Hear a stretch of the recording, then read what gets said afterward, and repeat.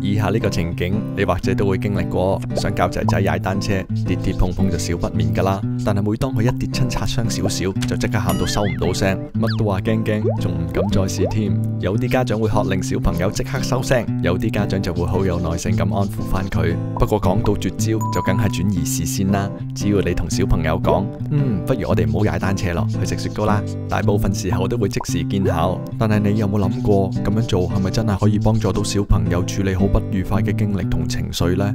加州大學洛杉磯分校精神病學教授 Daniel Siegel 認為，轉移視線根本唔能夠幫助小朋友淡忘受傷嘅記憶。試諗一下，當小朋友仲係喺強烈驚恐嘅情緒之中，家長冇話佢知應該點樣處理，仲叫佢去食雪糕添，之後亦都唔會再提起，以免舊事重提，令佢更加不安。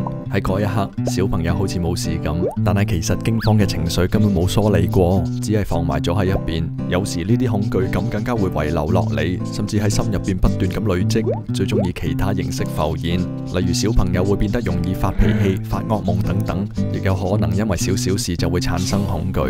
事實上，小朋友點樣理解佢哋嘅經歷，唔單止取決於發生嘅事情，仲會取決於父母對呢啲事情嘅反應。咁作為家長，應該點樣做先至可以幫助小朋友化解恐懼呢？答案原來非常簡單，齋 talk 就得噶啦。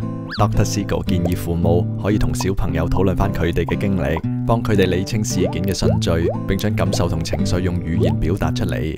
呢種透過分享經歷嚟安撫情緒嘅方法 ，Dr. Siegel 稱之為複述故事法。究竟點解淨係講翻件事出嚟就有咁嘅效果呢？喺神經科學角度嚟講，人類嘅大腦各司其職，有部分區域掌管喜怒哀樂各種情緒，亦有掌管邏輯思維嘅部分。Dr. Siegel 認為，只有各個區域整合，成個大腦好似團隊咁一樣運作，小朋友處理事情先至唔會太死板或者太情緒化。而複述經歷正正就係幫助小朋友將情緒轉化為言語，從而擺脫受情緒支配嘅狀況。當小朋友能夠詳細咁講述翻令佢驚恐或者唔開心嘅事情，佢其實係喺度理順緊啲細節，用邏輯思維去重仿情緒。透過呢個方法，情緒就得以平復翻啦。有啲家長或者會問：我小朋友仲細，仲未識得好好咁表達自己，咁點算啊？其實，即使係得10個月左右嘅小朋友，一樣可以由媽媽幫佢重述翻發生咗嘅事情嚟紓解情緒。除咗複述故事之外，父母仲可以好溫柔咁安慰小朋友，提醒佢下次要點樣做先至可以避免事件重演。不過有一點非常重要，就係如果小朋友當時唔願意講，父母都應該尊重佢哋，由得佢哋決定幾時先至講同埋點樣講。最重要係俾小朋友知道，就算佢哋有不快、恐懼、擔心、焦慮等等嘅情緒，想揾人傾訴，父母隨時都會喺佢哋身邊聆聽。